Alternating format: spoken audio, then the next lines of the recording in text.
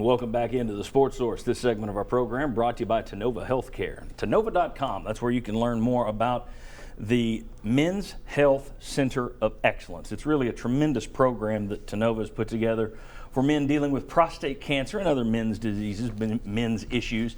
But September, right now, is Prostate Cancer Awareness Month. It's a good time to go to Tennova.com, check out their Men's Health Center of Excellence. Good time to talk to your own doctor about, do I need to do a PSA test, which is just a blood test.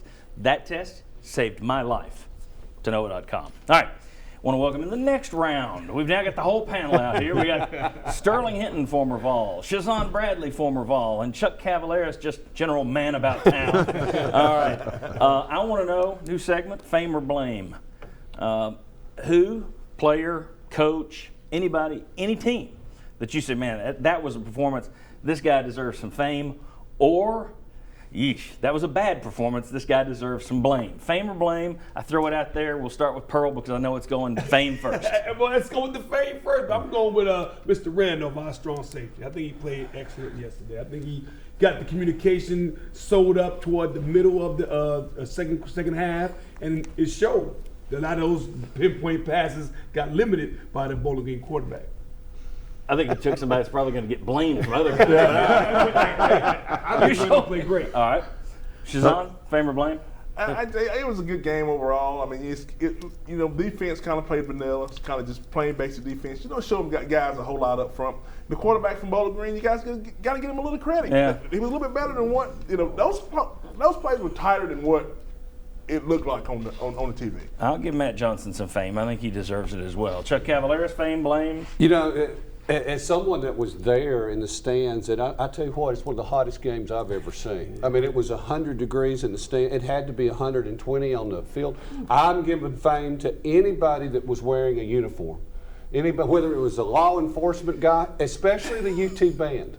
That was not tough, but I'm giving them some fame. That was tough. Okay, Bob, let's go back and start the segment again. Players, coaches, fame or blame? Who played well, who didn't play well? I'll tell you what, Shazan hit on, excuse me, and I can't talk. Now you're not. But I was going to give Matt Johnson, the quarterback for Bowling Green, a lot of fame because we talked about Tennessee's pass rush didn't look quite as good as a lot of people had expected. The defensive backs looked a lot worse than people expected.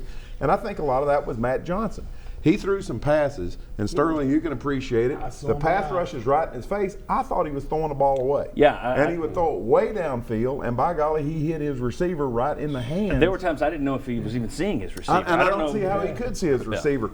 He probably turned 3 potential sacks into 3 nice gains, at least for Bowling Green, by throwing the ball with that kind of pressure. So that's who I'm going to give a little bit of fame to. Okay. Anybody got any blame for anybody? Here, let me do it. I'll be the mean guy. Sorry, but Mosley, Randolph, Barry, Foreman. I thought they all had issues yesterday at times. I think part of that, though, you have to put on the fact that Willie Martinez wasn't there. This group did not look that bad last year. So until I see them do this again against Oklahoma, I'm going to put part of this on the Martinez thing and say it can be changed. But yesterday, I'm sorry, you got to give some blame to the secondary guys. They did not look that great. Your thoughts, Chuck? I'd also give some fame on the center snaps to Josh Dobbs. I mean, I didn't see a single bad one. Blame, was the forward progress really stopped when Tennessee made the tackle at the goal line and it could have been a touchdown? I thought that was a Tennessee touchdown. Well, but they made up for that. The officials also missed a pretty obvious pass interference on Tennessee in the end zone, too. That's true. So the officiating, I thought, was just kind of there. Well, let's blame the officials. So we've got.